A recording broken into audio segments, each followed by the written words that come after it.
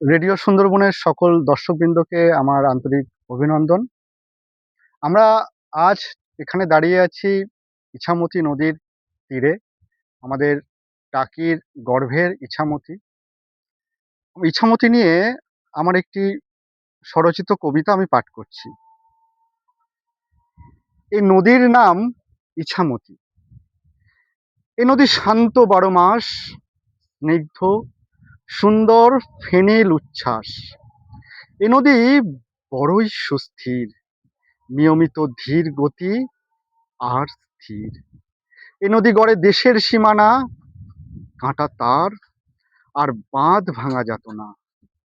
ইছামতি ইচ্ছে মতো বয়ে চলে, তবে ধীর গতি, ছন্দে, তালে। এ নদীতে মিলে যায় দুই দেশ, বিজয়াতে ভুলে যত বিদ্বেষ। এ নদীর তীরে কত শত বাস, পরম মমতায় করছে বসবাস। এই নদীতে জেলে ভাই কেয়াবায় চিরকাল ধীর স্থির বয়ে যায়। এ নদী এমনিতে শান্ত ১২ মাস, ভরা বর্ষায় একটু উচ্ছ্বাস। এ নদী যে মায়ের মতো, স্নেহে আদরে ভরিয়ে দিয়েছে কত। এ নদী শান্ত ১২ মাস, স্নিগ্ধ, সুন্দর, ফেনিল উচ্ছ্বাস।